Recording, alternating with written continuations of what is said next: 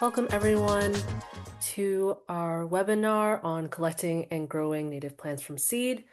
My name is Emma Diaz. I'm the garden coordinator with ReWild Long Island, but this is a webinar that was made in collaboration with a few different partners, such as the town of North Hempstead, Tyska Native Plants, the Long Island Native Plant Initiative, and the Bryant Library.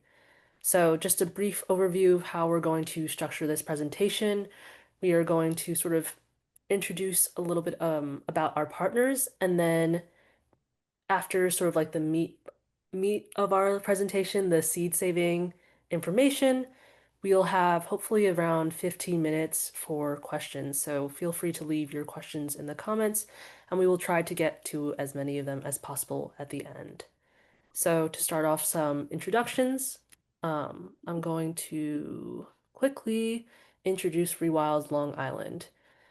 ReWild Long Island is a local nonprofit, and we have chapters all over Long Island. So our mission is generally to support biodiversity in our communities through sustainable landscaping. Everything we do works to bridge the education and resource gap that it takes to diversify or rewild our private and public green spaces.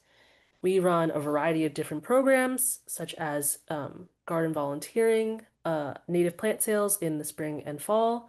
We have a summer high school internship program, and we help to establish community gardens, and we have educational webinars like this.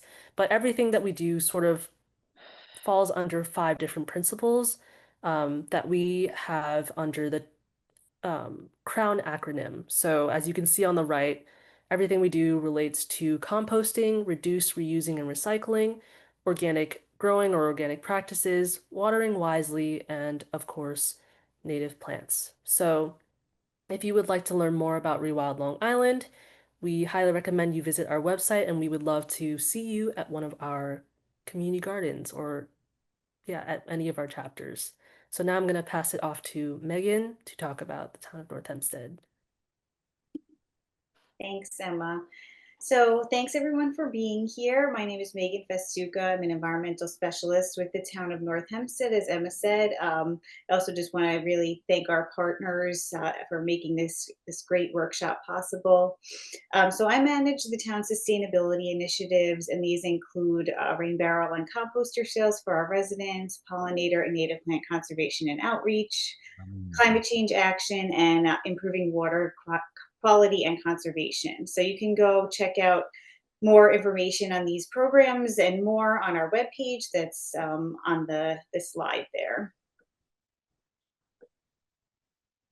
So since tonight's focus is on native plants, I just wanted to mention that we have planted many native plant gardens within the town's parks, including at Gary Park, which is in the picture on the left, which is in Roslyn. If you haven't been there, please check it out. It's really beautiful. Clark Botanic Garden in Albertson, that's the middle picture. And we also have ones in Whitney Park in Manhasset, Hushillo Park and Carl Place. And the right picture is actually a native plant trial garden that I started there to test out some different lesser known native plants. And you can check out the results of that on the town's website too. And for the past 4 years, the town has received funding from the Nassau County Soil and Water Conservation District to offer our residents rebates for creating native plantings in their yard. And I have a feeling a bunch of people on this webinar have taken advantage of this because I sent out this information to everybody. And so far, we've created approximately 100 new garden spaces in residential landscapes throughout the town. And then we've been adding around 40 more this year. The program is kind of still going through the end of the fall.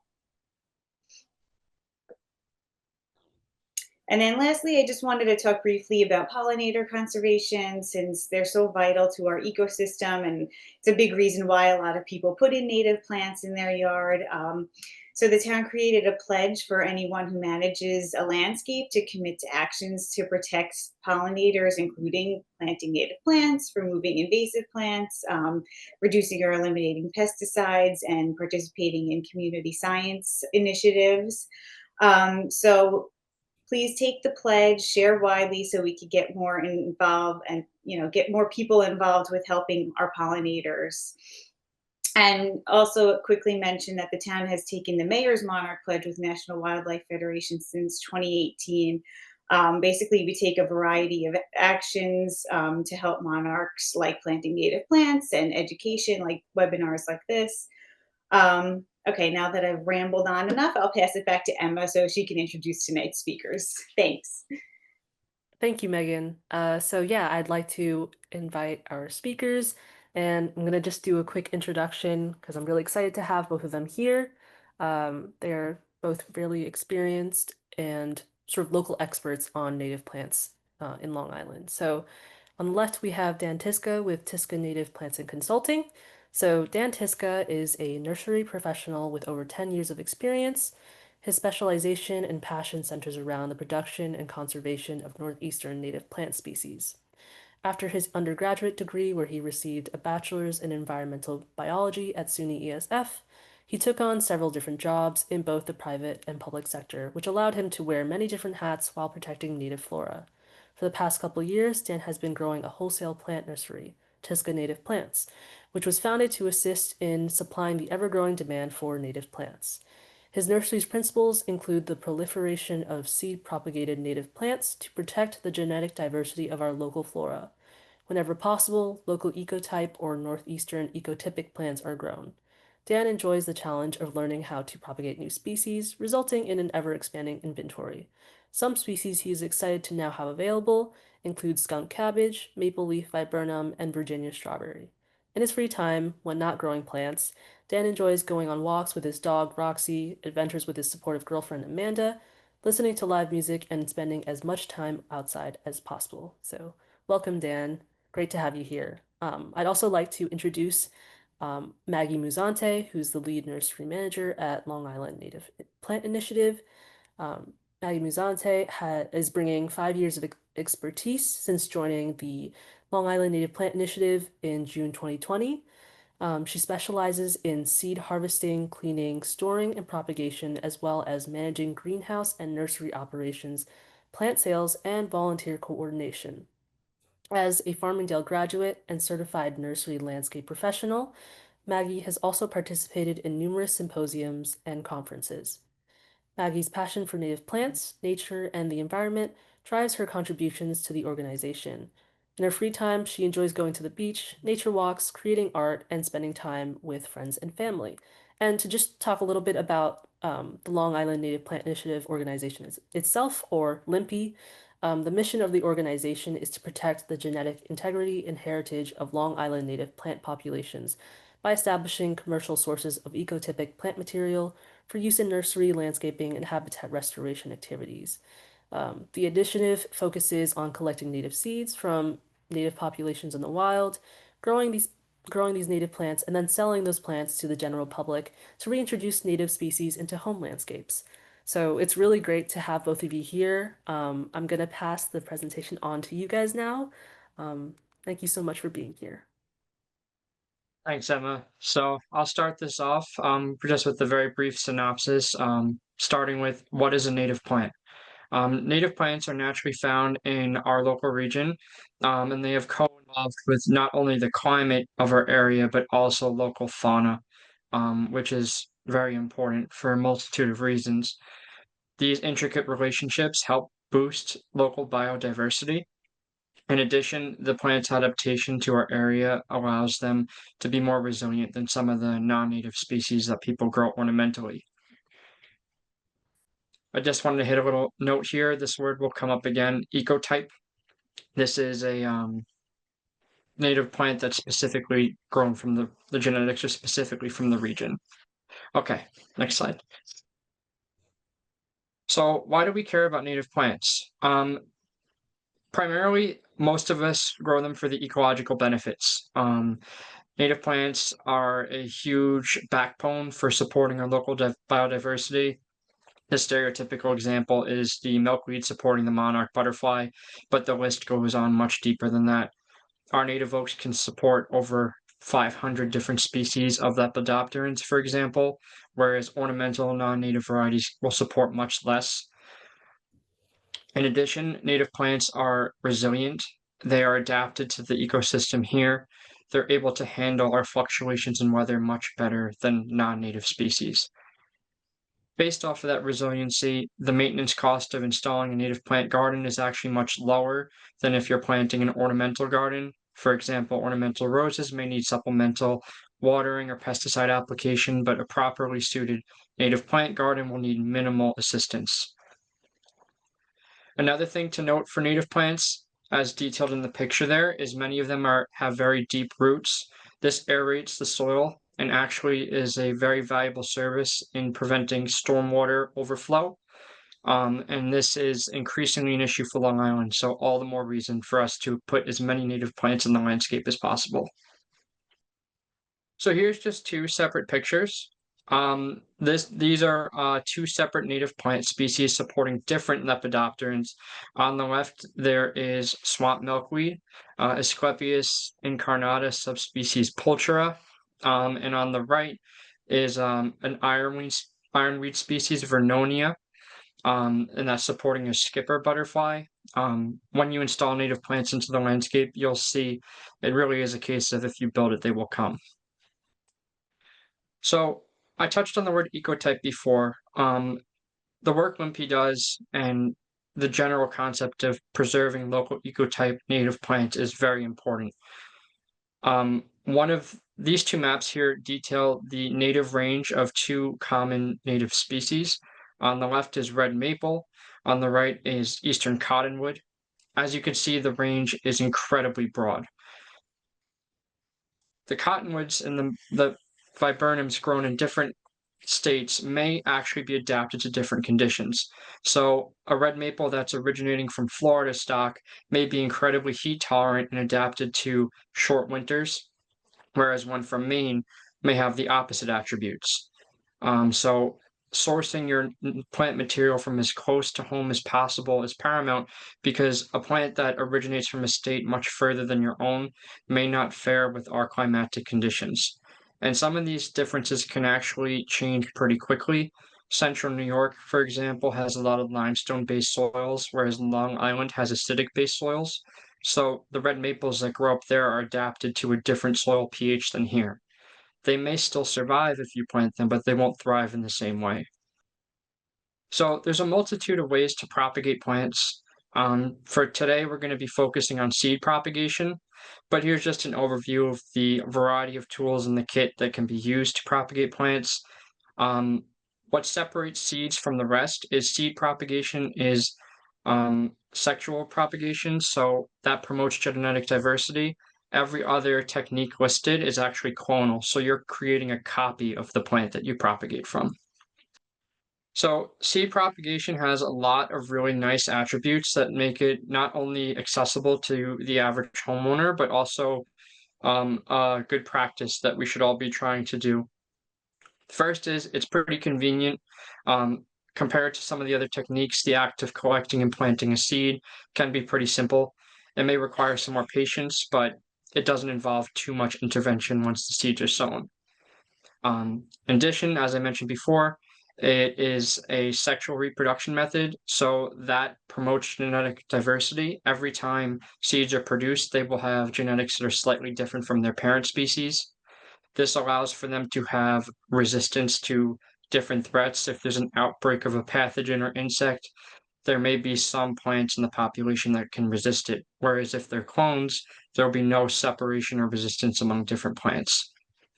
In addition, root system development is actually more favorable from seed-produced plants versus clonally produced plants in the long term. If you propagate via divisions or cuttings or another clonal technique, you may have a faster result, but in the long run, seed-grown plants will outperform. In addition, there is some flexibility in timing. Many species of seed can be stored for long periods of time, whereas the asexual techniques like cuttings must be done at very specific times of the year, or else it will not succeed.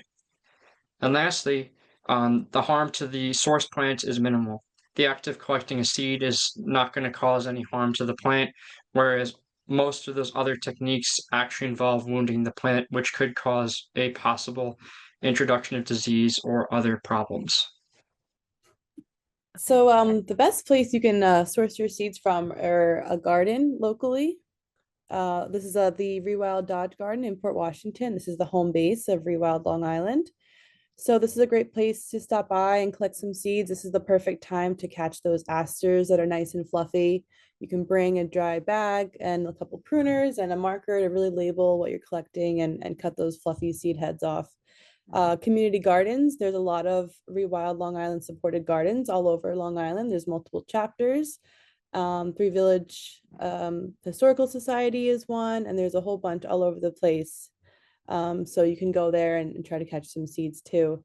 Local nurseries, seed swaps. ReWild hosts a lot of seed swap events. So I think there's a few details at the end of the slides here. And we just want to be mindful not to collect straight from nature, especially from small populations. You always want to collect from a large kind of area of plants where they're thriving. If you collect seeds from a small amount of plants, you might be harming the plant in dropping more seeds and kind of taking over that area. So you always want to collect where you see that the plant is thriving, and that way you have healthy seeds as well. So here's an example of those really fluffy seeds on the right. So that is the little blue stem. So it has already been through its flowering stage. Now it's nice, dry and fluffy. So you could just pull those off of the stem there. And then to the right of that is the aronia berry.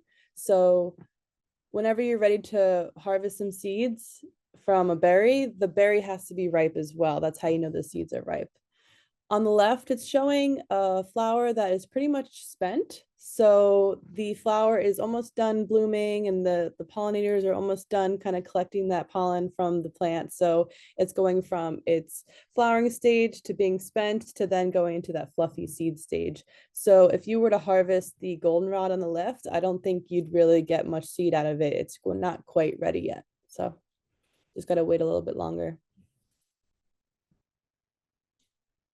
So our first example is yarrow. Some people may have the strawberry seduction variety in their garden. That's actually just a cultivar of yarrow. The native Long Island ecotypic yarrow is a white flower. So the flower is there. And to the right of that white flower is our plot, our seed increase plot, known as our founder's plot at our location in Brentwood. So the plants in the middle, they're nice and brown and crispy. So you can see that there's multiple blooming stages and also multiple stages of ripeness for the seed.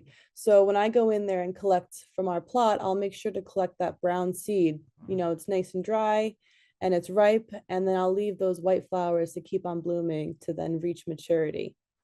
So the seeds at the bottom, those are seeds that have been cleaned through multiple passes through a screen and a rubbing block and board, and it's also been sent through our clipper machine. So it's actually really hard to see those yarrow seeds. If you look very closely and you know how to recognize seeds, you'll be able to figure it out. But sometimes it's not very apparent. Everyone's favorite, milkweed, the host plant for the monarch butterfly. So I'm showing 3 different species here. The top picture is the common milkweed, and the swamp milkweed is in the middle, and then at the bottom is the orange butterfly weed. So these will flower in the summertime, and then the flowers will close, and it will have this nice fluffy seed that's forming and ripening in that seed pod there. You also want to make sure you don't harvest these too early.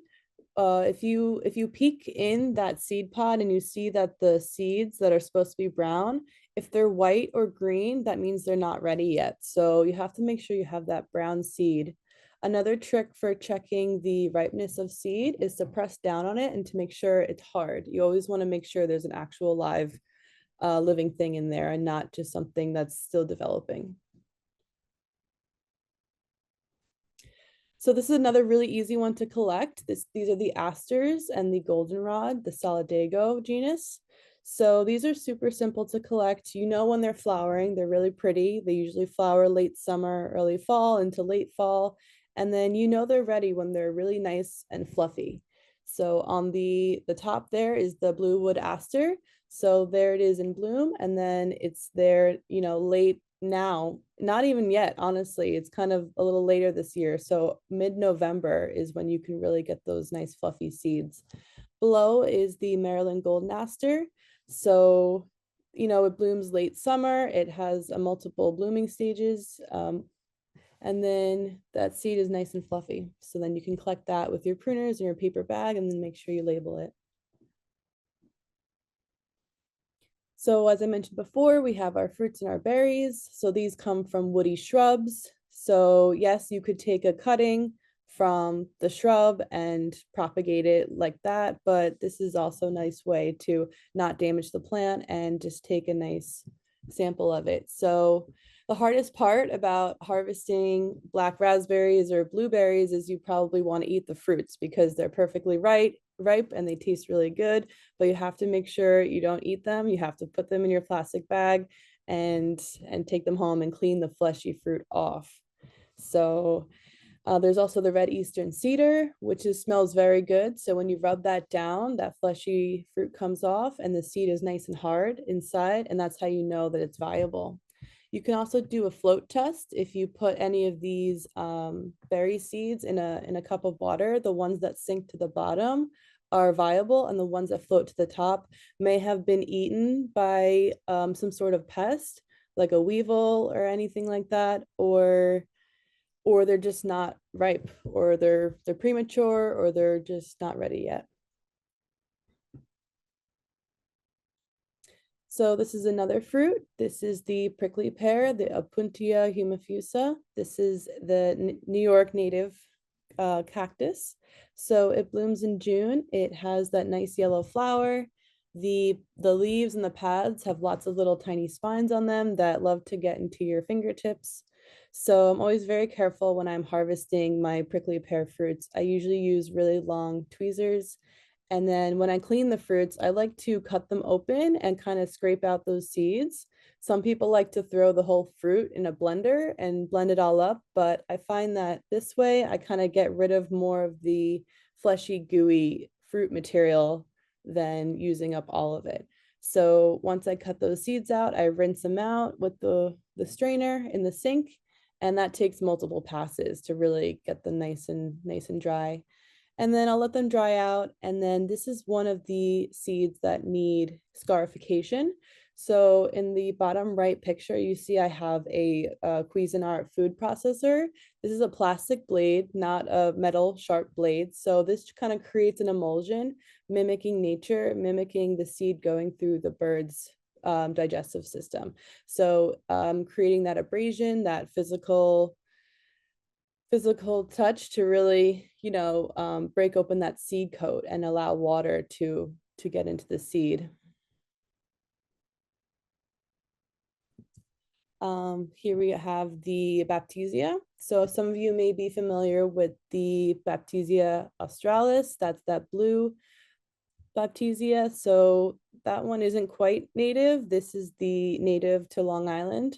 So it actually has a yellow flower. It's pretty small. It's a very round, bushy plant, and it's actually in the legume family. So like I mentioned before with the cactus and the scarification, this is one of the plants you also want to scarify with some sandpaper or in that sand emulsion, or you can even do like a water soak, a warm water soak for 12 to 24 hours. I mentioned the little blue stem before. This is another one, the yellow prairie grass. This is another grass, in a warm season grass that you can pull right off of the stem when it's ripe. So that first picture to the left there, that's when it's flowering. You can see all of the sexual botanical parts kind of hanging out and just kind of showing off their flower. And then once you give it a little bit more time, in that picture to the bottom right, that's what it looks like when the seeds are all developed. So there's Beth pulling those seeds right off of the stem, right in her plot, and putting them in her paper bag with gloves on. And we label the bag and we make sure we don't mix it up with the other grasses. Okay, pop quiz time. I think there's something that's going to pop up on Zoom. So this is to test your knowledge.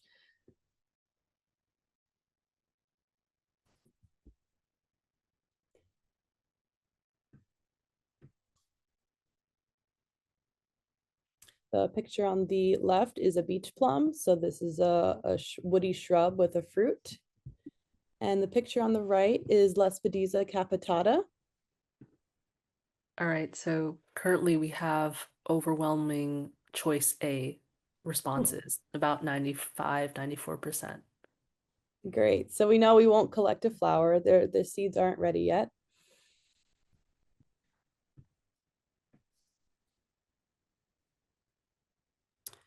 So the picture to the left is big blue stem, and the picture to the right is that Lespedeza capitata again.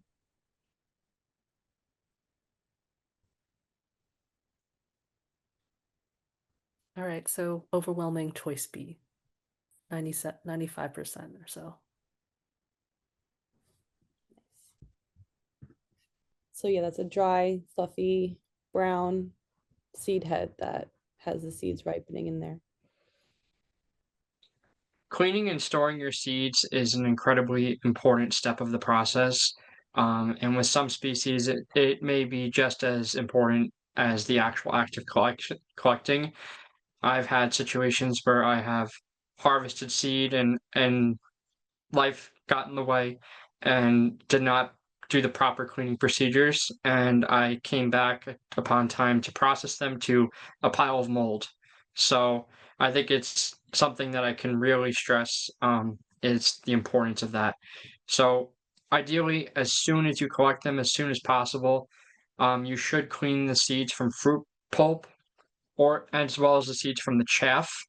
The chaff is just the extra fluff that's not necessary for the production of the seed. This could be the shells in like a bean pod, or it could be the fluffy pappus and the aster seeds.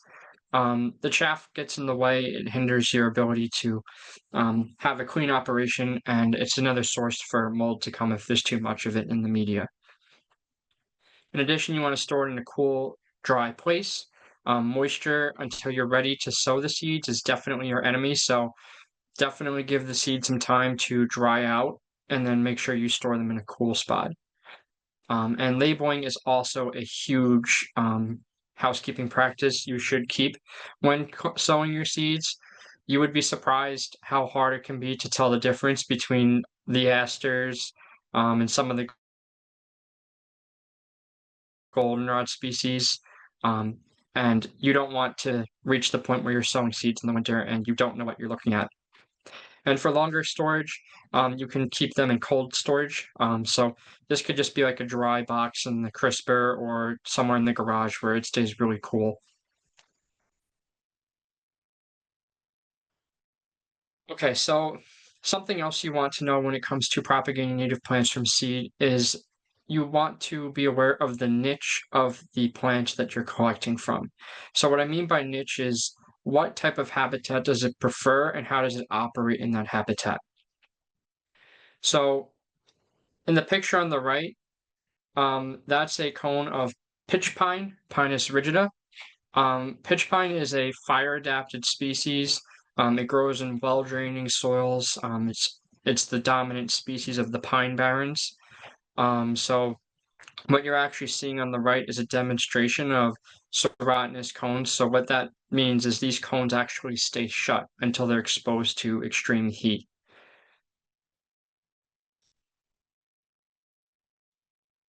So in this example, there was pitch pine cones that I had harvested, and they were completely fused shut. And you won't be able to open them via your bare hands. They are really hard to open. So in order to get access to the seeds, you first have to simulate the natural conditions that the plant is used to. In this case, it's heat. This can be done in a couple ways. The easiest way to accomplish this is to put the oven on one of the lowest possible heat settings, set the cones out in a baking sheet, and you'll hear them start to pop open as the heat begins to melt the ceiling in between each scale. The result will be a plethora of seeds, and in this specific example, I learned the hard way that the resulting sap created a cleaning nightmare for the pan. So I think it's important to don't use any sentimental kitchenware when processing seeds. On the bottom left, those are pitch pine seedlings from those cones the following spring. Uh, Pitch pine is native to the Northeast. One of the traits it has, along with most of our native species, is it needs a cold, moist period to simulate our natural winter conditions. So that was accomplished by sowing these seeds outside. In addition, it's hard to see in that picture, but the cell trays that are used there are actually deep plugs. For many tree species that develop deeper root systems, it's a good practice to use deeper pots to allow that natural root system to develop as opposed to like a smaller plug that you may use for a tomato. Okay, so scarification. This is another important practice for many of our native species. Um, on plants where you also need to undergo stratification, which is the cold period, you should scarify the seeds first. There's a lot of representative genera and species that have these tough seed coats. Some of the ones listed include Opuntia, which is prickly pear, Rosa, which is our native roses, sumac, Aronia, Ilex, which is holly, and Fabaceae, which is the general legume family. There's a couple ways that you can achieve scarification. The first is mechanical, which personally to me I find to be the easiest. You can do this by physically abrading the seeds with sandpaper, or you can use it with a blender, but I recommend not using metal blades. You will dice the seeds up as well, and that will result in non-viable seeds. You can also use chemical scarification. This is a little bit trickier. Some people can use citric acid or sulfuric acid, depending how strong the seed coat is. With the sulfuric acid, caution is incredibly important. This is strong stuff. So I would say, make sure you have a proper setup. You're using proper PPE when doing this, and just be careful not to do it in a setup where you can't handle that kind of material. And lastly is water. A 12 to 24-hour warm water soak of the seeds is often sufficient. For some of the harder to crack seeds, a process that I've done, which is a little bit riskier, is you bring some water to near boiling point, so hot water, and then you pour it over the seeds. The ones that imbibe will actually fall to the bottom and they will expand in size, and you'll be able to see like it may be double or triple the size of nearby seeds that did not imbibe. Imbibing is just the process where it takes in the water. That means the seed coat's broken and that seed has been successfully scarified. So again, the goal here is to mimic nature. These plants are used to birds ingesting the seeds and then releasing them into the environment when they excrete them. So that's an important process to allow the seeds to be able to germinate. Okay, so stratification. This is, again, cold moist stratification is a crucial process for most of our native species. We have cold moist winters here on Long Island, maybe less so in the past several years, but geologically speaking, it's how our winters have gone for millennia. The key here too is both words. They need to be cold and moist, not dry. This is why cold dry storage works for storing your seeds, but cold moist, the seeds will actually begin to germinate after a while. There's a couple ways you can accomplish this. The first one is you can sow them outside and water them in before the temps freeze, or you can do artificial indoor methods. An indoor method that works well for artificial stratification is to mix the seeds in with a media of your choice in a plastic Ziploc baggie and leave it in the fridge. Label it with your start date so you can get a general sense for how long it's been in there and when it should be ready. My personal media of choice for the artificial method is vermiculite. I find it holds a pretty good balance of moisture without getting the seeds too wet. But perlite also works, and if you want to have a more transparent method where you can actually see the seeds clearly, you can use paper towels too. The key is to make sure they're just not too saturated. Moist is the key.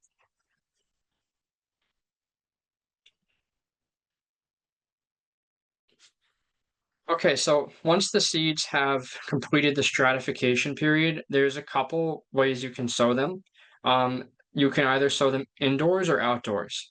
Um, Starting with indoors, there's a couple benefits to it. It's more labor intensive, but it gives you more control. If you artificially stratify the seeds inside and you also have an indoor setup, you can control the timing of the germination. Many species need a month to 3 months of cold period, depending on the species of plant, in order to have the stratification complete. So you can actually time when you put the seeds in the fridge to get an estimate as to when they'll be ready to sow. So, for example, if I want aster seeds ready in March on my indoor setup so I can start growing them out for early spring, I may start them in January in the fridge or late December, which would allow enough time. In addition, and this is probably one of the biggest values in my opinion, is the seed predation risk is much lower. Outdoor grown seeds have a lot more things that are trying to eat them. Hopefully, in your house, you're not dealing with squirrels and other predators that will go after the seeds. Cons is you have to deal with a higher financial input. Unfortunately, most native plants need high light conditions. Leaving them on the windowsill is going to not produce a strong plant, so you'll have to invest in a grow light at a minimum. And the other con is if you don't have enough airflow, there's a risk of a disease called damping off. This will be touched on a little bit later, but this is a huge complication for many seed starting setups. Now, for the outdoor, the stratification timing is automatic. You don't have to think as much. If you just sow them in late fall, early winter, and let nature do its work, you don't have to check on timing. Once you sow it, it's done. So in that sense, it's a lot less labor involved. And because of that, you can actually sow a lot larger numbers too. In addition, you're more likely to have more space outside. So 2 trays of plants sown outside isn't going to make that much of a difference. But if you have 2 trays on your dining room table, that's going to take up a lot more space and get in your way. The cons are there's a much greater risk of seed predation. Rodents, especially, are very good at finding ways to get into your seeds that are in the stratification process. And you may get 45 days through the winter and one day find that many of your plugs have been dug up and the seeds are all over the place. In addition, you don't have any control on germination timing. So if we have a slow spring, the seeds are also going to germinate slower than normal.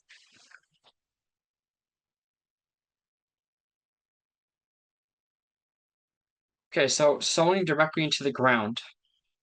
This is a practice that's a little bit more challenging in several ways than doing the more manual methods and plugs and trays in your own containers.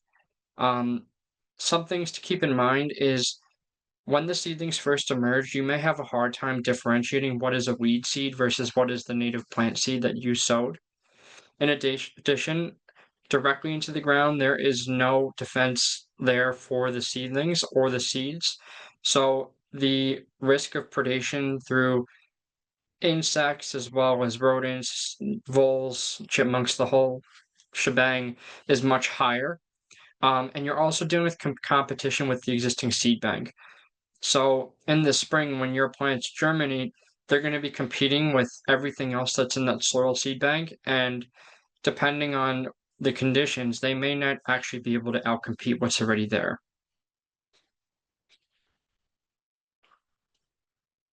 Back to you, Maggie.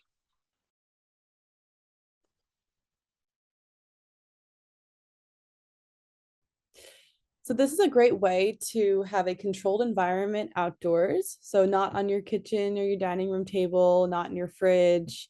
So you have these milk jugs, maybe they might be water jugs. They're those 1 gallon opaque plastic jugs. So if you have those laying around, or you can go out on like free marketplace and see if someone can donate them to you. So this is a crafty way of growing some seedlings. So you start with your jug, you cut it in half. You want to leave at least one side kind of still connected.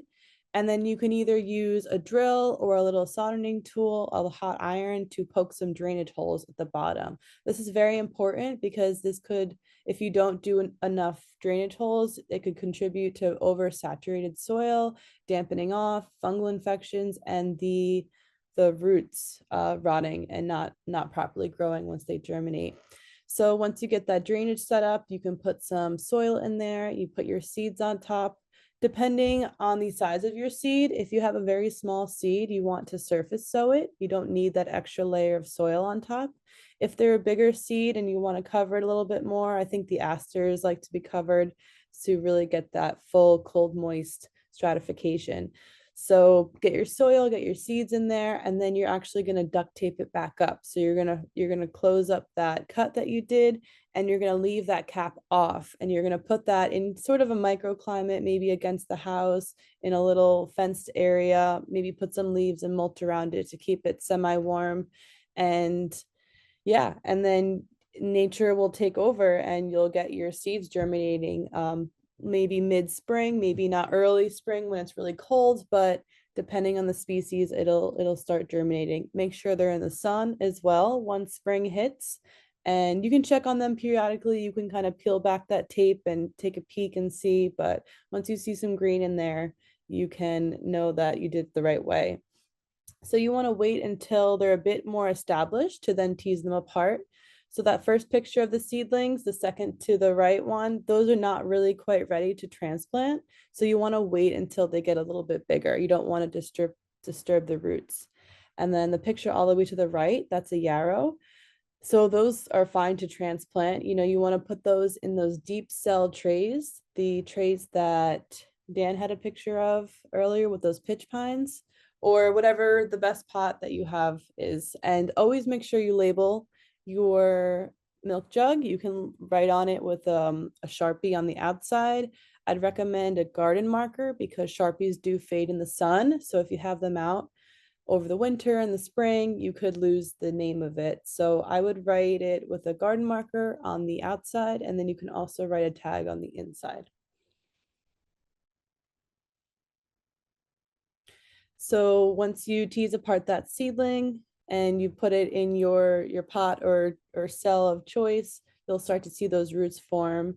And each plant has different roots. This one looks like a milkweed, and you can actually see the tuber that it's all connected to, and then it has the fibrous roots there.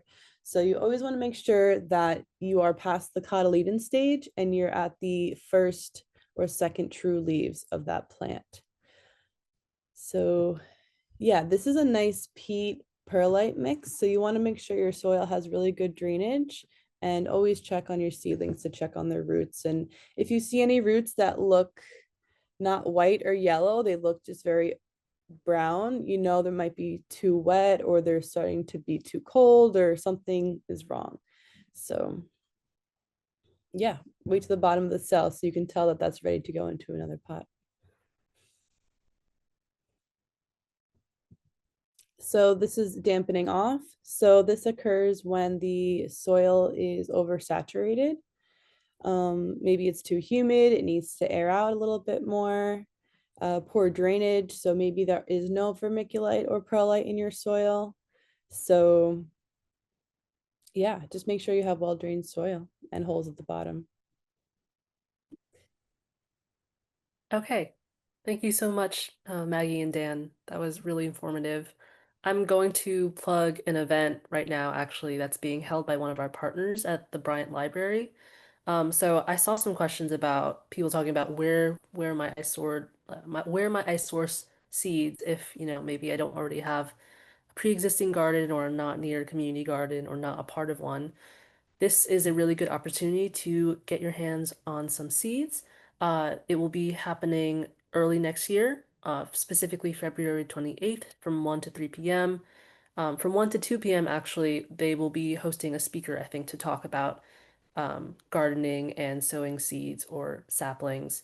But from 2 to 3:30 or 2 to 3, the seed exchange will begin. So anybody from any different age can come in and you can bring in your own plants, or you can just come empty-handed and see what seeds, are available.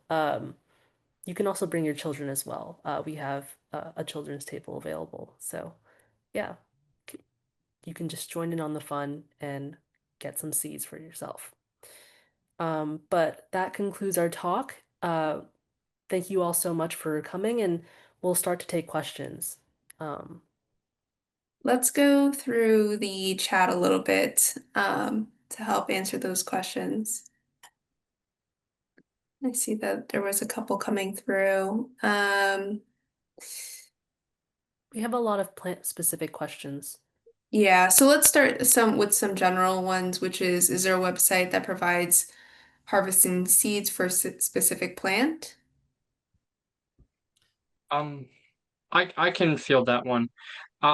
So there's a couple websites that do have information that is actually pretty valuable to look at. The first that is more commonly known in the native plant community is Prairie Moon Seed. Um, these are not local ecotype native plants, but they have a lot of the same species that grow in the Northeast. If they have it in their catalog, you can actually search the species and they have codes that will say the treatments that are needed to germinate them. Another one is Sheffield Seed. They're another seed seller. They have a lot more woody species. And again, under those, they will actually list several different protocols that are needed for every species they provide. Great. Thank you.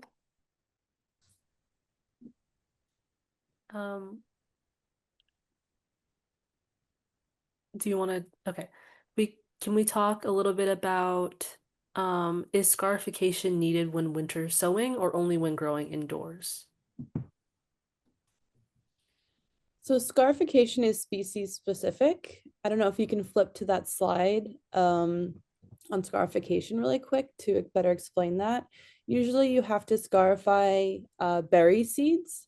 So yeah, this list here. So anything that comes from a berry that has fruit around it, the fruit is usually protecting the seed, and the fruit is usually eaten by, you know, a predator like a bird or a mammal, and then it goes through their system and then they plant it essentially. So these are the ones you have to mimic nature the most and do that scarification process. So it depends on the species. And then after you scarify it, that's when you want to stratify it in your multiple options of scarification, stratification. Thank you. So one question we got was how important is it to remove the chaff of the seed? Some are very hard to remove, such as goldenrod. Can it be sown with the chaff on? So the chaff is the stuff that's just surrounding the seed for anyone who's not familiar. So it kind of depends on the species. For things like goldenrod and asters, where they actually are dispersed on, those little parachutes at the end of the seed, in the natural environment, when they land in the soil, that's usually still attached. For plants like those, the convenience is mostly you want to not have an excessive amount. So if you don't separate it from the chaff when you're sowing it, you may get a bunch of it all bunched up with the seed, which may create this weird layer under the soil where it it doesn't allow for the proper conditions. But it's not as crucial as more example would be like a fruiting species like viburnums. Um, a lot of those species actually have hormones in the fruit that inhibit the germination of those seeds. So cleaning those from the fruit is really important, not just to prevent mold from developing that would kill the seed, but also to remove the source of those hormones, which would suppress germination down the line. Great, thank you. I think we have one or two more general questions, and then we can go to more species-specific ones. But Anne-Marie asked about seed viability. She says, my butterfly weed seed pods were inundated with milkweed bugs. Is it safe to say they are unviable? It depends how the seed looks. If it's brown and you can kind of pinch it in your fingers and you feel that it's a bit hard, then the seed should be fine.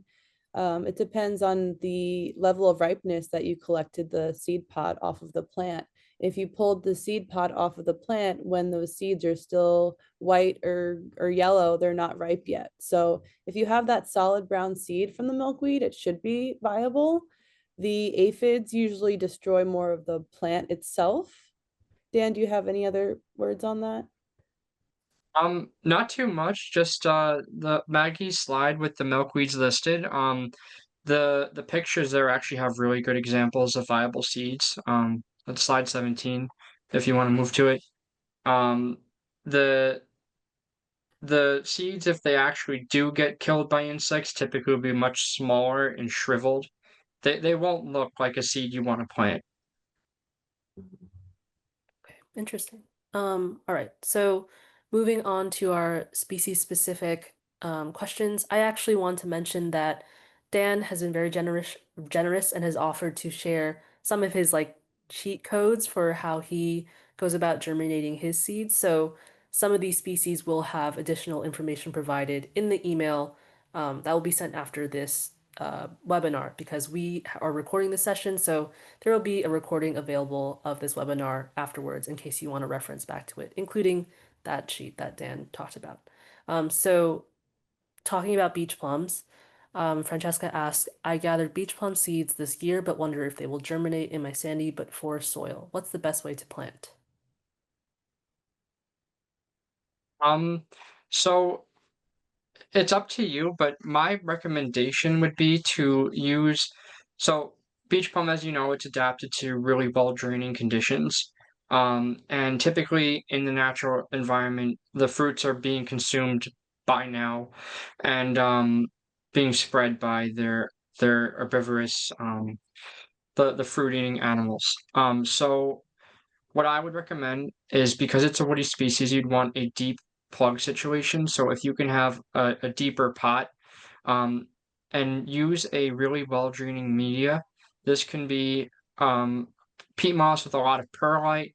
Something I really like to use is ProMix. They have a high porosity blend, which actually has incredible drainage attributes. And you can sow them after like a light scarification period. That warm water soak would work great. I would soak them and then just set them out, right about now, early winter, and just let the cold stratification take place over the course of the winter. In the following spring, they may germinate a little early. That's okay. Um, the deeper pots will allow the roots to grow straight down. You'll get nice healthy roots, and then if you wait for them to develop enough, you can then transplant them out into the garden. These seeds will definitely be predated by any squirrel around this time too. This might be a good one for the milk jug example, just with a lot of soil in it. Like really maybe have a lot of soil and then get your seeds in there. So you could try that too to protect them. Good to know. All right, so next one's about milkweeds. Um, Ava asked if we could talk more about the process of collecting milkweed seeds. She says, it always ends in the chaos of floating and sticking fluffs. I want to collect the fluffs and seeds, but separating them has been inefficient. And she also asked if we could also touch on seed collection or prep for mountain ash. I would appreciate it. So in the slide here, you can see those milkweed pods with that screen under. So this is a really great way to clean the seeds off. This is like a hardware cloth. So there's different sizes of those squares. Typically, this hardware cloth would be used under like laying concrete or something, but it's great to use as a screen for cleaning seeds. So you would rub those seeds against the screen and the seeds would fall through and the fluff would stay on the top. So if you can use any sort of screen to let those seeds fall, I think you'll have better luck cleaning them. And then I think Dan might know a little bit more about the mountain ash. Okay, so mountain ash is another fruiting species. This one, it's a very similar process. Um, in my personal experience, it sometimes need multiple stratification periods. So some of our native species actually need not just a cold stratification, but a warm stratification and then another cold stratification prior to germination. That's called a double dormancy. So for those, you're best off collecting them, scarifying the seeds by your method of choice, and then I prefer to set them in an area outside, in a tray, But because this is a double stratification, you can also put them in a Ziploc baggie, in either perlite or vermiculite. Do your start date, and then you should do an end date for the first stratification period. So that's 60 days. Then you take it out of the fridge. Then you have to warm stratify it for another 60 days. So you'll have another date range for how long it should be out of the fridge. And then you put it back in the fridge for 60 more days, and it should be ready by the end of that period. Wow. Okay. So actually, just before 8 o'clock hits, I know some people have things to get to, so this is a really good question, and I think we should touch on because we do have the answer right here. Jennifer asks, do you have suggestions of locations where we can save or buy seeds that are native specifically to Long Island? I'm tempted to buy seeds from Prairie Moon, but would prefer to plant species native to Long Island. So we have some seeds available that we collect from our seed increase plot, our founders plot. So we have a lot of goldenrod and asters and warm season grasses. We also have some annuals like blue curls, sweet everlasting, partridge pea, and the salt marsh fleabane. So we're going to be packaging up some seed packets this winter, and we hope to partner with some libraries to help contribute to their seed library. So we're definitely one source, and there's definitely a lot of other sources out there besides harvesting your own seeds from community gardens. Yeah, so ReWild also has a bunch of community gardens across our different chapters. Um, in the resource page, if you look for if you look through our Get Involved page, you can easily see which garden is closest to you. And by volunteering, you should have access to this all the seed bank that we have there as well.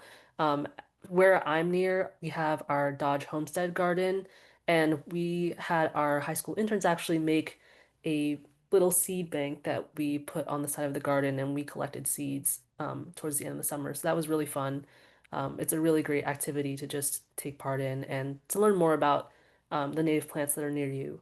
Um, but yeah, I don't want to take up too much of your time, Dan and Maggie. So would you be open to answering more species specific questions for as long as people are here? Or...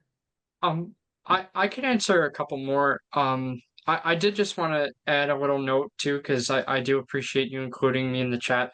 Um, something for the plants that I grow, I'm primarily a wholesale nursery, so it's not available to the general public, but I do collaborate with organizations like ReWild and help supply plants for their fall sale, which is usually an incredible time to source plant material.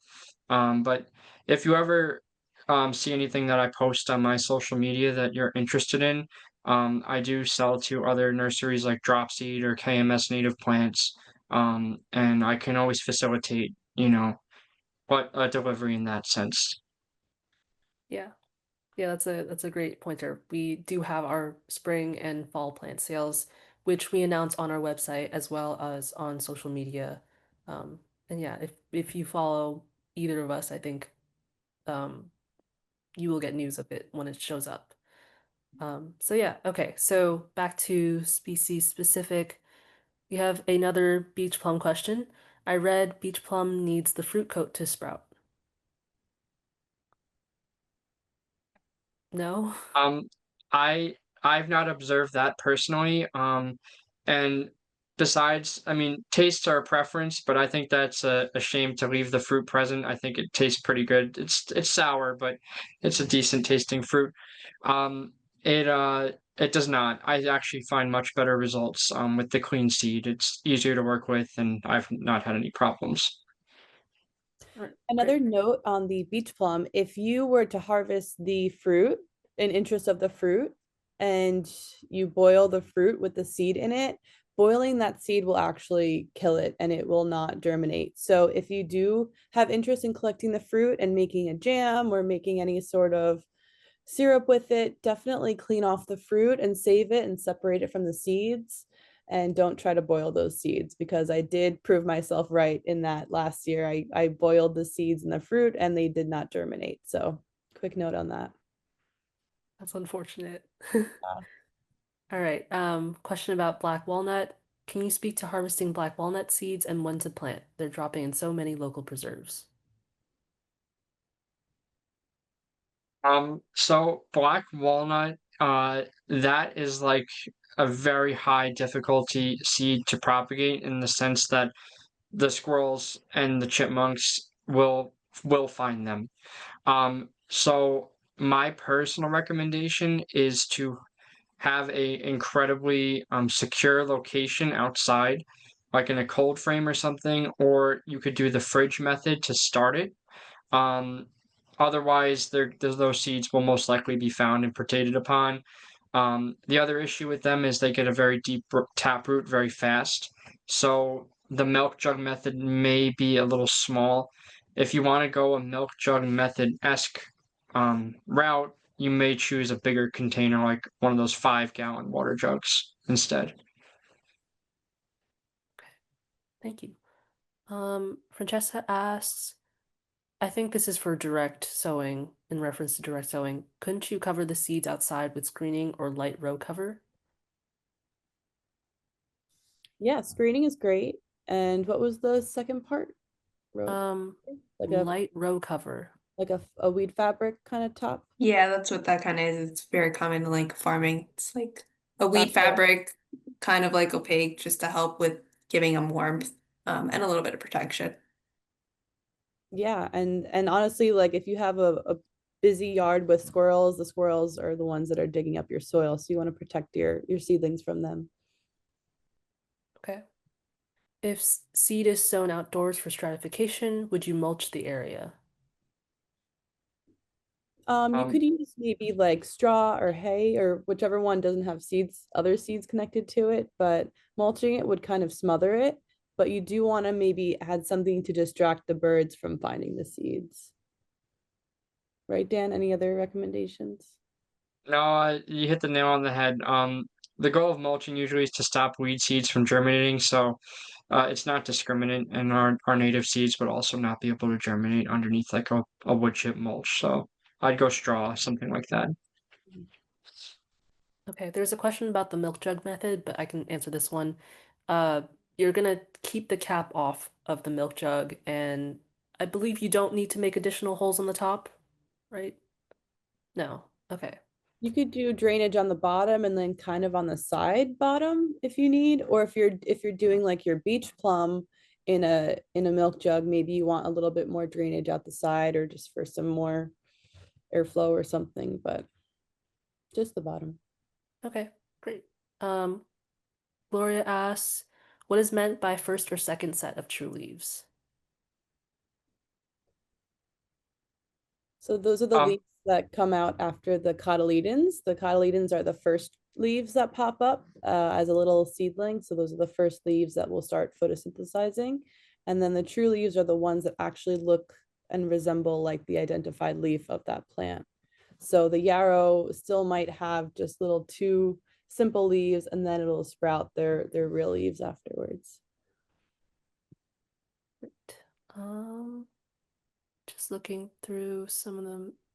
Oh, are native seeds only viable for 1 year or more? How can you get information on the length of viability? so this depends on the species, unfortunately.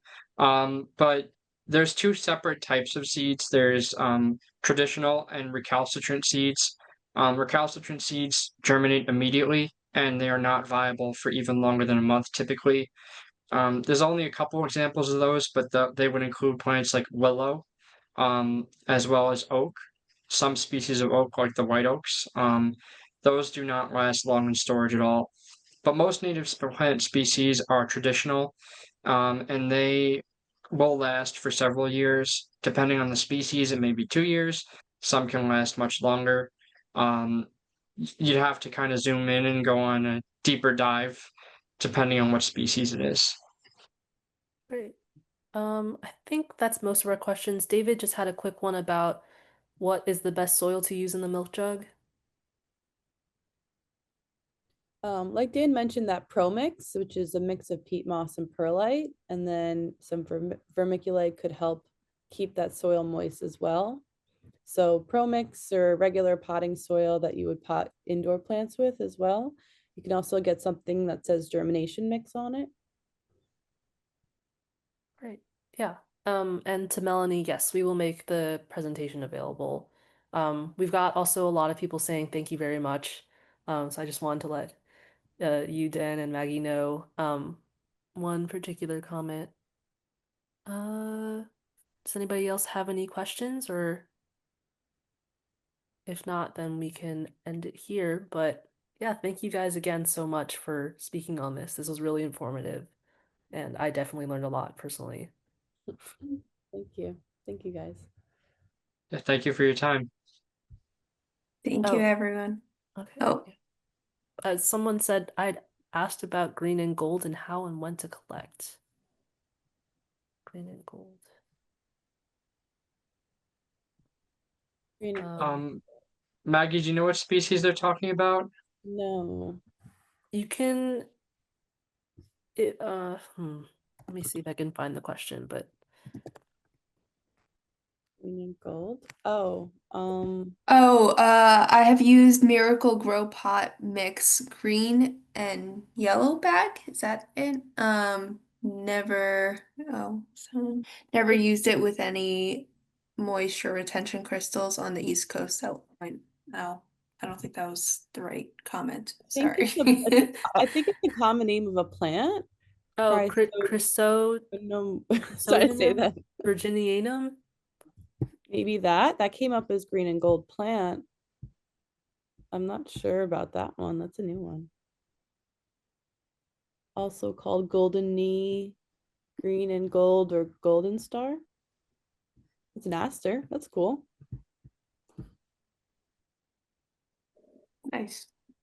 Okay, So, I think that helps. if I guess I'll touch on it briefly.